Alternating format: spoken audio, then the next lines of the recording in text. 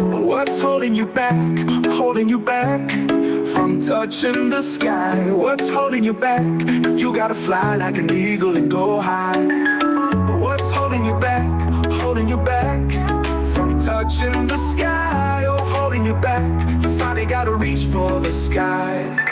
I was born to succeed, not to be a spoke in the wheel. Told myself there's more to this than just waking up when I feel. So I made a commitment to turn my earnings up. Couldn't see myself as an employee that still couldn't. Looked in the mirror, saw a spark in my eye. Knew I had to hustle and stop living a lie. I packed my dreams in a suitcase, took the first train. I'm headed for the horizon where success is no doubt. What's holding you back? Holding you back from touching the sky? What's holding you back? You gotta fly like an eagle and go high. What's holding you back? Holding you back from touching the sky? Oh, holding you back. You finally gotta reach for the sky.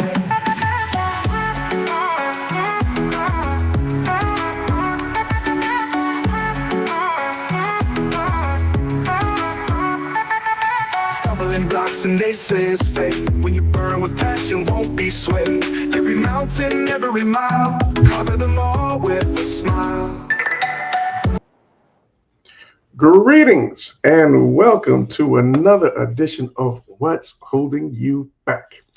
My name is Rob McCray from the Business Building Network, and I am so excited to be with you one more time as we're going to have a wonderful broadcast coming before you this evening, this afternoon, this morning, depending on where in the world you are watching us from.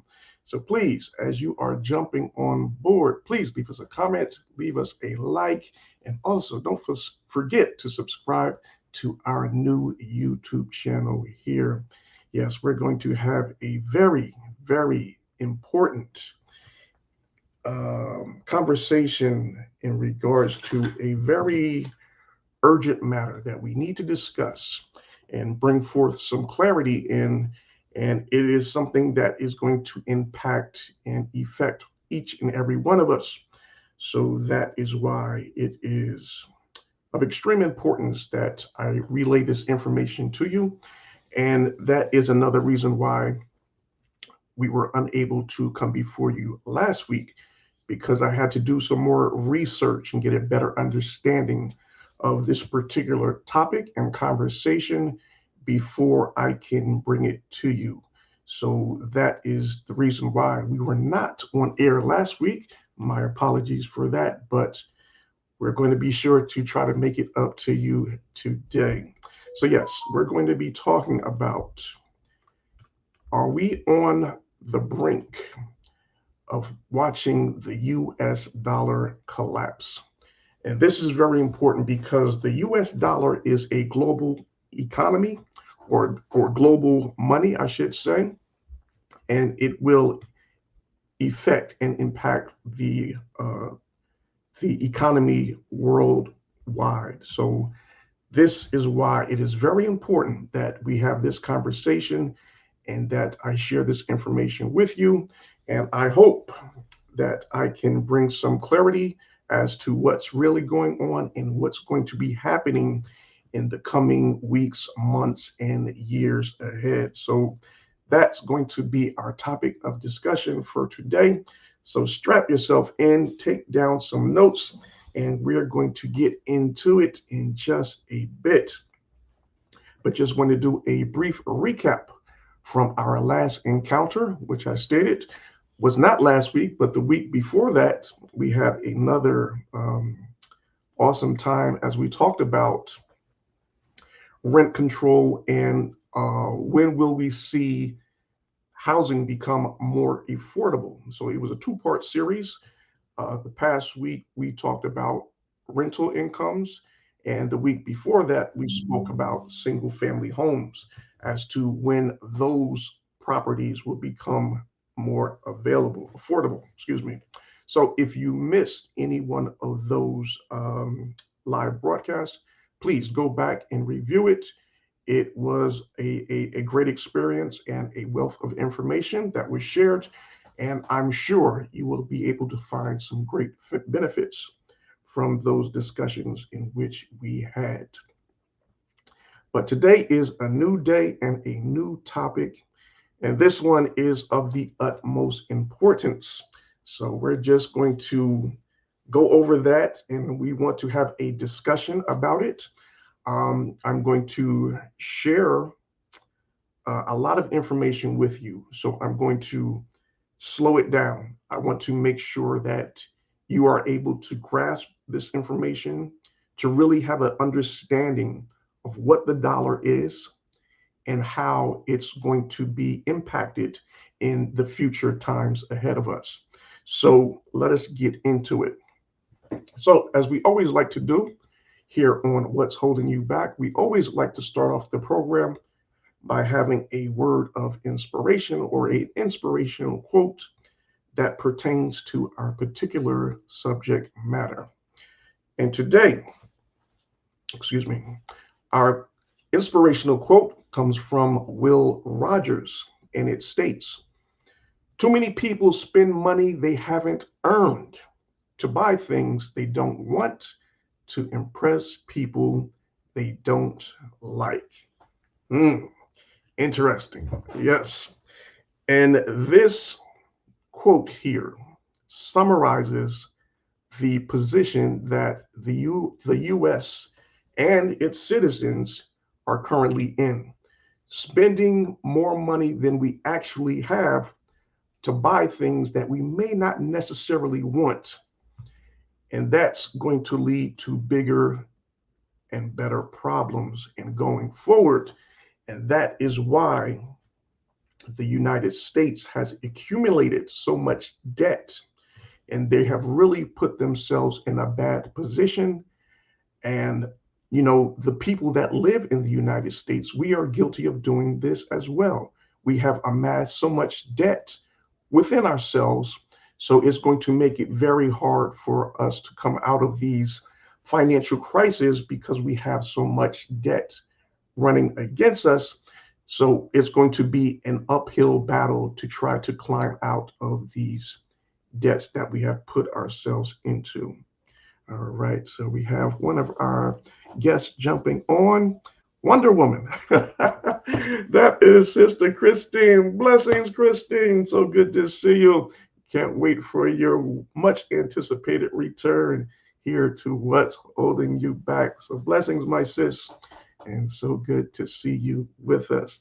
Yes, so as you're jumping on board, please leave us a comment. We would love to acknowledge you and welcome you to the live broadcast this evening. All right, so please, as you're jumping on board, also please like and share. Leave us some likes and share this information out because this is going to be some very important information. And like I said, it's a lot to try to digest.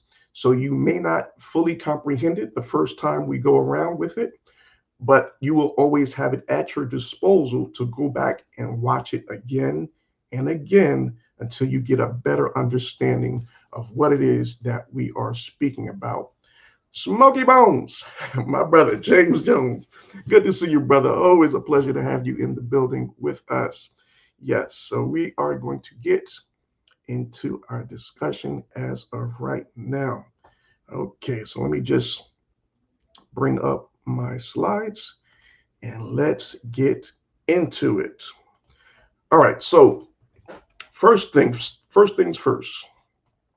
We want to provide you with some clarity, excuse me, on exactly what the US dollar is and what it represents. All right. So as you can see in this first slide here, and this is from PJ O'Rourke, and it states a US dollar is an IOU from the Federal Reserve Bank. It is a promissory note that doesn't actually promise anything. It's not backed, it's not backed by gold or silver. Mhm. All right. So yes, so some of you that might be something you were not aware of, but he is also right. It is also true. The US dollar is a Federal Reserve note. And if you take out any of your dollar bills, you will see on the bill it says a Federal Reserve note. And this is technically a non-interest bearing promissory note.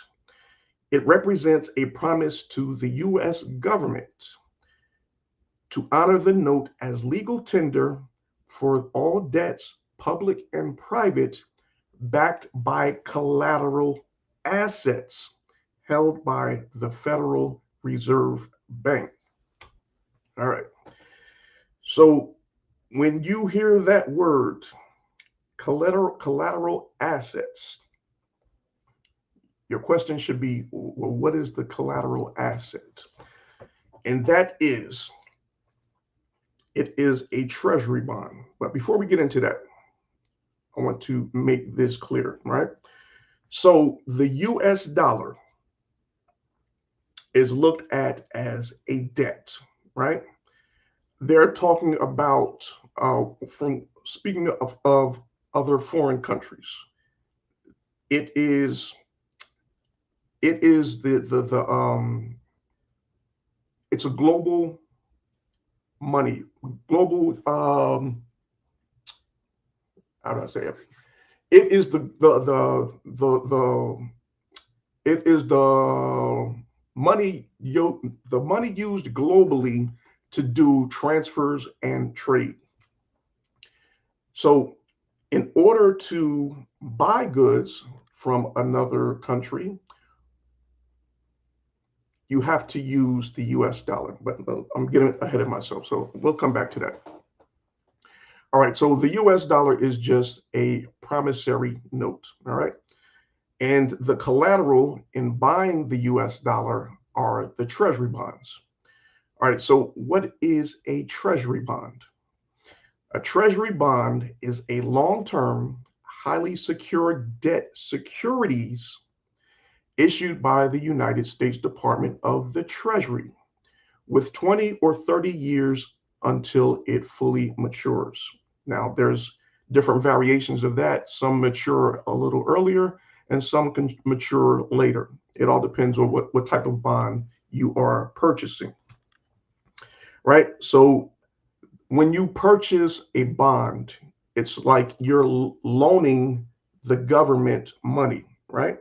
So you're purchasing this bond, this treasury bond, and in exchange, the government is going to use that money to do other things with it, like you're putting money into your bank. But in this instance, the government is going to give you a much higher interest rate on your return. So when you're buying these treasury bonds, you're making a loan to the US government so that they can use these funds to do whatever. And in return, once your treasury bond fully matures, then you can take back your money with interest and use that money as you so well see fit. So that is what a treasury bond is. All right. So the Federal Reserve, when we're talking about the Federal Reserve Bank, okay, that's the promissory note there. And these are the treasury bonds. My apologies for not moving the slides forward. But yeah, this is the treasury bonds, okay? So now we're talking about the Federal Reserve Bank. So the Federal Reserve is required to hold collateral, which are the U.S. Treasury bonds that we just talked about. And they must hold these bonds equal to the value of the currency in circulation, meaning they must have at least the same amount in treasury bonds or loans from other individuals or other countries within the Federal Reserve to equal the amount of money that is in circulation throughout, not just through the country, but throughout the world. Because remember, the US dollar is a global currency. It is used worldwide. We're going to talk about that in just a few more minutes. All right, so as I was saying, treasury bonds are bought as a means to loan money to the government and get a higher interest return on your investment once the bond fully matures. All right.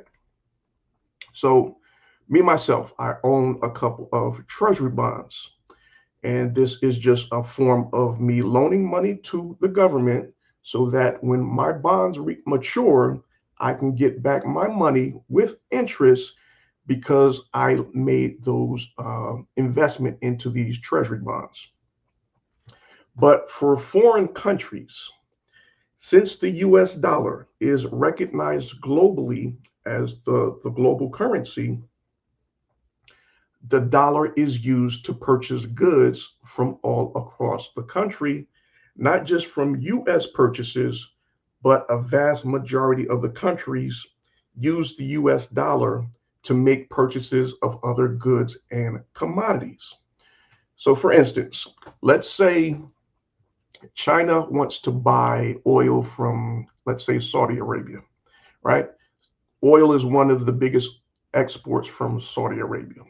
So, in order for China to buy oil from Saudi Arabia, they have to purchase these treasury bonds or the US dollar, right? They have to purchase the US dollar in the form of treasury bonds in order to make that transaction with Saudi Arabia. So, are you understanding this? So, they have a system in place whereas in order for these countries to make trades and deals with one another, they have to use the US dollar. Not all of the countries have to do so, but a vast majority are doing that. And this is very beneficial to the United States, but not necessarily to these other foreign countries. So, this is why the United States is such a big global power, because once you control the money, you control the power. And that's exactly what they have done. And I was not aware of this until doing this research, and I found it to be very, very interesting. Right. So now let's talk about what the Federal Reserve or the Fed is and how they operate, right? So the Federal Reserve System is the central banking system of the United States. Although it is not actually a bank, it was created on December 23rd, 1913, with the enactment of the Federal Reserve Act. After a series of financial panics led to the desire for central control of the monetary system in order to alleviate financial crisis. So the Federal Reserve, they regulate the banks and manage the nation's money supply. And they also are ones that control the interest rate. So the Fed, or the Fed chairman, is the one who makes the decisions as to whether to increase or lower the interest rates. And that is, a lot that has to do with the state of the current economy and how things start to flow, right? So while the Congress created the Fed acts as an independent central bank with decisions that do not require approval from the president or the executive branch. So the Fed acts on its own behalf, and it should not be influenced by the president or the executive branch when it comes to their decision making. So, like I said, they control the interest rates banks charge, and they also raise rates for borrowing. All right. Now, okay. So I want you guys to really listen and understand this. So According to the Market Watch reports, on February the 5th, the Federal Reserve bought over 90 billion in treasury bills or bonds to help keep the financial system running smoothly. In other words, to stabilize the markets, not the economy, but to stabilize the markets. So I want you to understand this now. So the Federal Reserve, they are the ones responsible for, they can actually have the money printed as they did in this case, because we have to ask ourselves, okay, so where did they get the $90 billion to pay for these federal, these treasury bonds? So what they did, they had the Bureau of Engraving and Printing, which is the branch of the Department of the Treasury. They had them to print $90 billion so they could purchase those treasury bonds. So think about that now. So the Federal Reserve, right? Remember now, as we stated earlier, the Federal Reserve has these treasury bonds, right? So these are monies that are lended to the government. So the Federal Reserve says, okay, I'm going to lend back money to the government so that I can purchase treasury bonds. So that's like me going to the bank and take out a loan and I fall behind on my payments. And then I go back to the bank again and take out another loan so I can pay off the other loan. So it really doesn't make sense, but I'm going to try to explain what I think is really happening here. All right. So the Fed purchased these, the Fed had $90 billion printed to purchase these treasury bonds, right?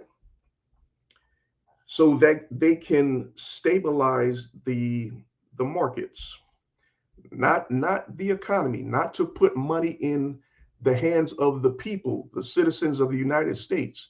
No, that was not what that was for. This was just to stabilize the markets, meaning they didn't want to see the markets crash. And why they did that is because, in my opinion, why they did that, because if the rest of the world, as well as the United States, would have seen the markets crash, then a lot of people, a lot of corporations, a lot of companies that owned these treasury bonds might have called it in and said, no, let me take my money back out because I see there is a problem here with you not being able to pay off your bills and your debt. And that, by the Fed purchasing these treasury bonds, it prevented the market from crashing, which would also lead to the dollar crashing. So this was a smart play in one sense, because it really didn't draw attention to what's really going on. But as you start to learn and understand how this whole thing works, and you already know that the US is in so much debt already, then you can see that it's just pushing the problem a little farther down the hill. You know, they want to try to deal with it later. But in essence, what they're doing is only making it worse. So when this bubble does eventually burst, it's going to be, wow, very traumatic. But that is just my opinion as to why the Fed purchased these treasury bonds. But yeah, you really have to dive a little deeper into it to get a full understanding of what's really going on. So that's why I wanted to share this information with you. And I hope you guys are getting this. Let me just check the comments. I see a few people have started to comment. Okay. See my nephew Antonio. Blessings. Good to see you. And we also have Yvette from Bold Nutrition Consulting. Blessings, my sis. So good to have you with us as well. So yes, family, as you're jumping on board, please leave us a comment. We'd love to welcome you to the program. Yes, indeed. All right. So we're into the beginning stages of our discussion about talking about, are we witnessing the collapse, or are we on the brink of the collapse of the US dollar? And we're talking about the Federal Reserve in purchasing treasury bonds, which are in essence a US debt they have purchased in order to stabilize the financial markets. All right. Okay. So now, in understanding that, all right, let's talk about how the actual dollar came into existence. Pastor Henry, God bless you. So good to have you with us. Thank you so much for joining us. All right. And we also have my brother and sister, the Hatchets, in the house. Blessings, blessings. So good to have you with us. Thank you so much. Yes, yes, yes. As we continue on, as we discuss, are we on the brink of seeing the US dollar collapse? All right. So before the dollar system was put into action or into existence, the US used something called the barter system, which is a fair trade or a fair exchange, right? So if you have a farm with a bunch of apples and you didn't have any animals on your farm, you needed to purchase some animals.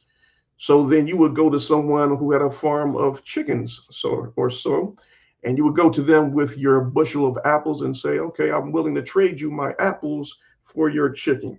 Is that a fair trade? And if they say yes, you get the chicken and they take your apples.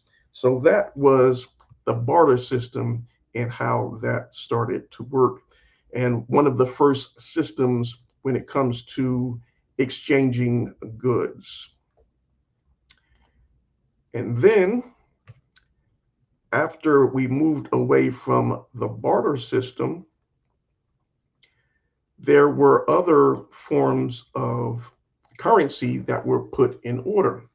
So another one that came into play was the Massachusetts Bay Colony issued the first authorized paper money in America in 1690. And this was to fund military expeditions.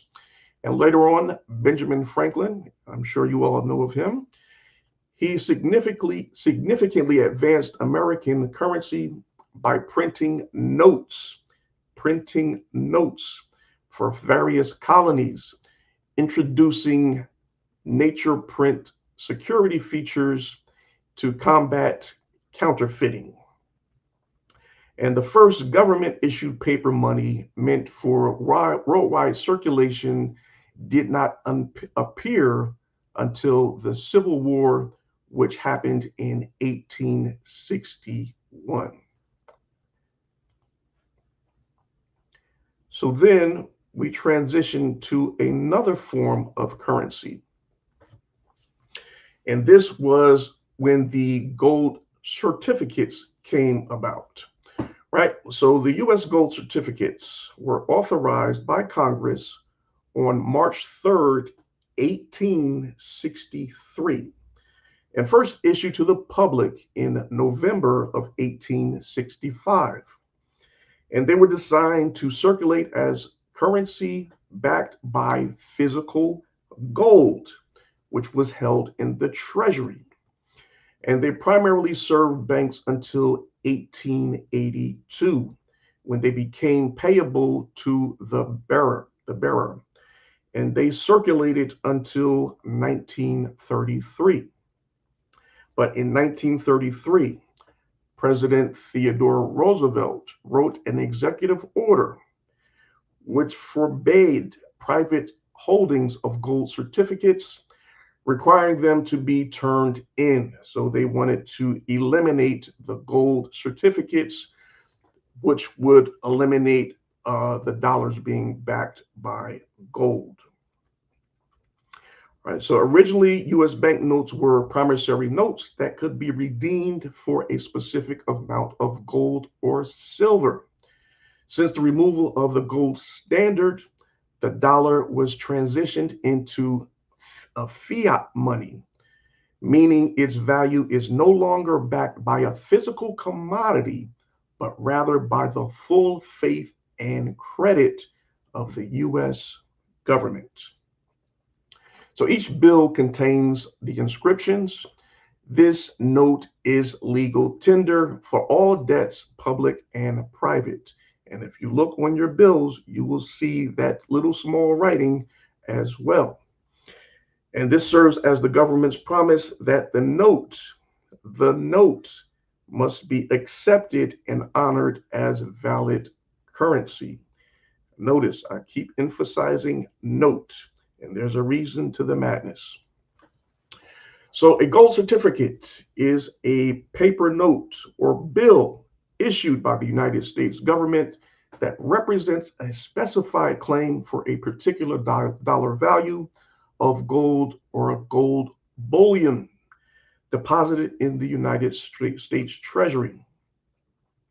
And the Federal Reserve notes, or the dollar that we know of today, excuse me, was first issued in 1914, following the Federal Reserve Act of 1913.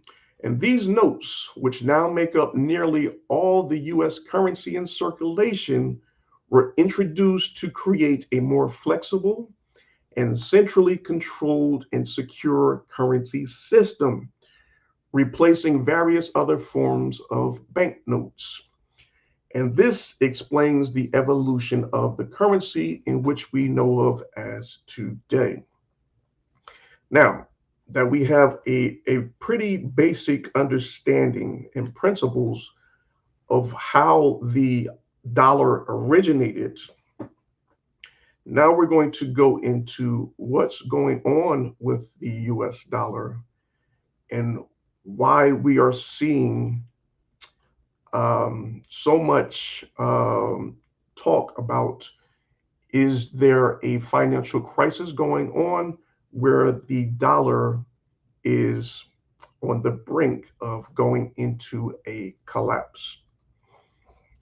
All right, so as you can see here on this slide is a picture of the dollar bill. And the US dollar is currently in a period of significant volatility, which means rapid and unpredictable change. And recent declines, though it remains strong from a long-term and historical perspective. As of February 18th, today, 2026, the US dollar index sits near 97.53, marking a roughly 9% decrease over the last 12 months. So what does that mean for you and me? Well, a decrease in the value of the US dollar, often called a weak dollar, means that the currency can buy less than what it could before, right? Both in terms of foreign goods and international currency exchange. So for the average person, this generally translates to higher costs for purchasing goods, whether that be for imports, international travel, and increased inflationary pressure. So causing an increase in the prices of goods to be sold back to our local stores.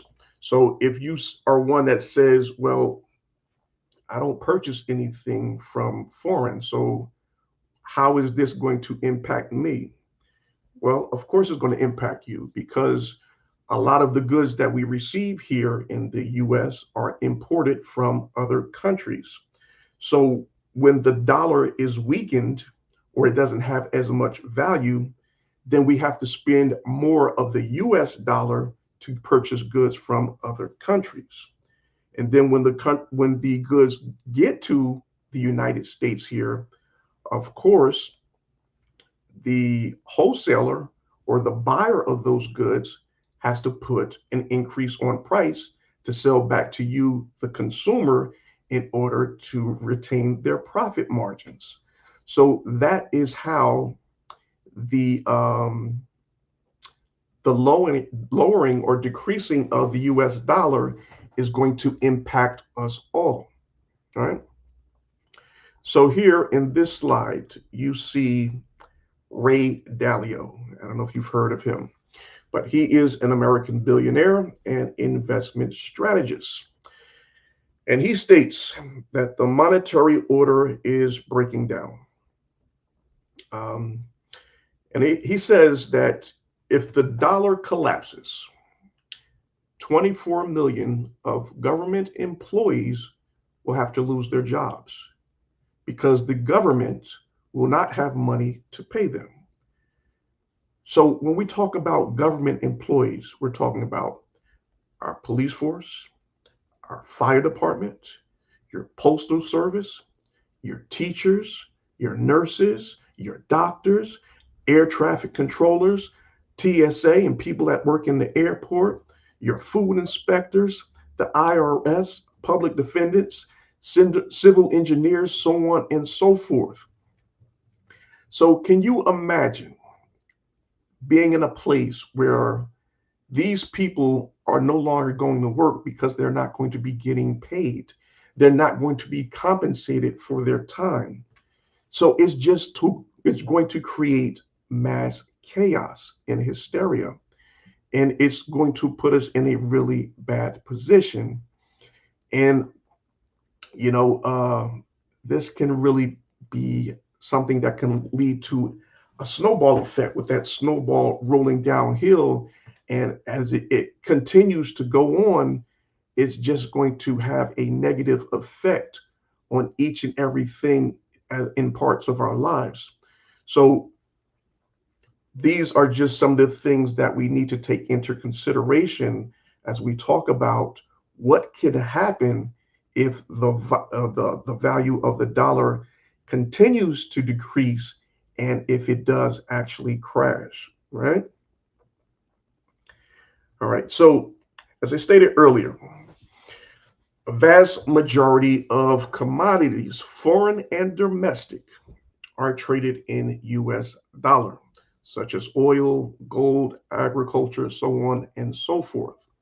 And we stated that the dollar is now a fiat currency, meaning that it's not backed by a physical commodity like gold, but stabilized by the US government. And over 50% of US currency circulates outside of the US. Over 50% of the US currency circulates outside of the US. So like I said previously, it's not just going to impact us here in the US, it's going to affect everyone around the globe. That's why it's very important for each and every one of you to hear and understand this information, because it's going to impact you in some type of way, even if you do not reside in the United States. So what does this mean? All right. So in the year of 1971, when the US was on the verge of going bankrupt, the US left the gold standard. The gold standard is a monetary system where currency is directly linked to an exchangeable or a specific amount of gold. That's when we were under the gold standard. So the government promised to exchange paper currency for an equivalent amount of gold upon demand. So the US effectively went off the gold standard in two major steps, right? So domestically, in 1933, Like I said, when President Franklin D. Roosevelt was in office, he came off of the gold standard within the United States. But internationally, we did not come off of the gold standard until 1971 when President Richard Nixon was in office and he ended the dollar's convertibility to gold. All right. So now you're seeing a lot of countries, they're starting to diversify their revenue. They need to have another backup plan. So instead of holding US treasuries or that US debt, they want hard money or more tangible assets. And this is why we have seen, if you've been paying attention to it, a great increase in the purchase of gold and silver. So I need you all to remember that and take this into account as we continue on. You know, take notes, take notes, take notes. All right. So why are other countries buying up all of this gold and silver? Because they want to move away from the US dollar. They see where the dollar is going. And they no longer want the US dollar to be the world currency. So several countries led by many BRICS nations, which include Brazil, Russia, India, China, and South Africa, are actually moving away from the US dollar to reduce exposure to US sanctions. So this is not going to happen overnight, but it's going to be a gradual transition, and it's already starting to take place. Now, as you can see in this slide here, a lot of the central banks are buying gold as well because they see the value of the dollar decreasing and they need to have a gold reserve in place to have something of tangible value in case the dollar crashes. So everybody is seeing it. The people that are in the know, the people that study the markets, the big corporations, the wealthy individuals, they see what's going on. They see that the US dollar is in trouble. So that's why they're purchasing other assets to back up in just in case the US dollar does actually crash. So as of July 1st, 2025, um, allocated gold is recognized as a tier one high quality liquid asset, allowing banks to hold it as 100% of its market value. So gold has traded at approximately $3,300 to $6,000 per ounce, and gold is a natural reserve outside of the US dollar system. Mhm. So China and other countries are buying huge amounts of gold in an attempt to put another form of world currency in place and move away from the US dollar. So, as we stated earlier, dollars, the US dollars, are a form of debt in the form of treasury bonds, right? So, if the US dollar decreases, this is going to lead to more inflation and the cost of goods that we purchase increasing because it's going to take more of our dollars to purchase the same goods. So as the value of the dollar decreases, it will cost us more dollars to buy these same things that we've been buying normally. And as we look at this chart here on the screen, this gives us a great illustration of how inflation has arisen to such a great degree that we are no longer able to keep up and we are spending more dollars to receive a lot less. It's just, it's a system that is not sustainable, and it is greatly impacting we, the common people, because we are not able to keep up with inflation. Everything is going up besides the amount of money we take home from our work and from our businesses. So this is very much not sustainable. So as the value of the dollar continues to decrease, this is going to lower our buying power. And because individuals are well invested, the wealthy ones will not be greatly impacted. So mainly for the wealthy individuals and the ones that are invested in different commodities, they have different assets out there that they are invested in, they're going to see an increase in the value of those assets. So we have to understand that there are two two sides to this coin as we look at it from the outside looking in. So on one hand, we have the people of wealth who are well invested. Let me pull up the other slide here.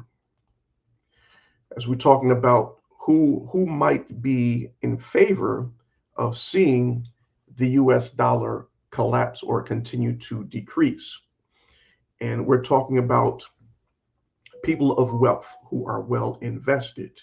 And I can't blame them or fault them for that, because if you're going to see an increase in your assets because of the dollar losing its value, then I can understand you wanting to see that um, from a business perspective, but we have to look at it from both sides of the coin. It may be good for you, but what about the normal, common, everyday people? How is it going to impact their lives? Well, it's going to be very tumultuous for each and every one of us who are not in within that 1%. We're not the rich and wealthy who can afford to pay those inflationary rates, because we're going to see so much of a great increase in our assets, our real estate, our stocks, our bonds, and everything else that we have in our portfolio. So that's why we can understand why the powers that be or the wealthy individuals might be in favor of seeing the dollar crash, because it's going to make their assets more uh, more valuable. So that's something that we have to keep in mind and understand that there are two different players in this game in who wants to see what's going to happen with the dollar. So for us, the normal, common, everyday people, no, we want to see a strong dollar so we can continue to have somewhat of our buying power when it comes to purchasing goods, whether that be foreign or domestic. But the wealthy investors, not so much. They would rather see the dollar crash or the dollar continue to decrease, so that their assets will be inflated and increase in value, and then they will just have more money to cash in with. All right. All right. So let's go to the last slide. All right. So in conclusion, as we're wrapping up, 50 minutes in. All right. Yeah, I didn't want to stay on too long with this. Okay. So, yes, we have to protect ourselves. It is very important. So, let us do a brief recap and summarize things, right? So, we stated that the US dollar is a promissory note, right? First and foremost. And then we went into the dollar being considered a debt in the form of treasury bonds. So, being that the US dollar is a global currency used all around the world, in order for these other countries to have access to the US dollar, they have to buy treasury notes, treasury bonds, excuse me, in order to gain access to the US dollar so they can make trades worldwide, right? But now, because these other countries are seeing um, instability within the US dollar and the US markets, and a lot of things that are going on, and they're being ostracized by the current administration. They really want to remove themselves from having to be dependent or reliant upon using the US dollar when they're going to make trade or purchase goods from other countries. So they are creating a plan to put a system in place where they can use another form of currency, or if they're going to create another form of currency, or if it's cryptocurrency, whatever the case may be, excuse me, they're going to come up with something. Whereas, okay, we're going to evade using the US dollar. We're going to use this currency so that we can make transactions worldwide and not have to invest or purchase the US debt in order to make transactions around the world. So that's what this is all about. This is why we're seeing such a rush on a lot of different people, industries, world banks buying gold. Why? Because gold is a backup plan. It is a tangible asset of great value. And Antonio, we spoke about this a couple of weeks ago, and we really need to move on it. Smoky Bones, my brother, we need to talk. Family, each and every one of you out there, you need to have these discussions with your friends, families, and loved ones. Put a plan in place so that you can protect yourself. Invest in some assets that can, through it all, have great value within themselves, regardless of what the US dollar does. You have to have these things in place. Another thing, I can't really say it because I don't want them to take down this video. Blessings, Brother Garner. God bless you, sir. Thank you so much for joining us. Um, how can I say this without saying the word? All right. So if the dollar crashes, what do you think is going to happen to our banking system? And if that system crashes, what do you think is going to happen to the money that you have in these financial institutions? I can't say it, but you already know. Protect yourself. Protect yourself. Although the banks are FDIC insured, meaning that in the event like something like this happens, you are supposed to be able to get your money refunded to you. Okay. Believe that if you want to. I'm just saying, protect yourself. So, yeah, family, you have to pay attention to what's going on. I don't want to create any fear or hysteria, but this is very serious, and these are some very serious times and matters. We have to pay attention to what's going on and read in between the lines. Like I said earlier, when the Federal Reserve, printed $90 billion to purchase treasury bonds or debt to stabilize the US markets so that the stock market doesn't crash, not to put money in the hands of the people, but so the stock market doesn't crash. So what is that telling you?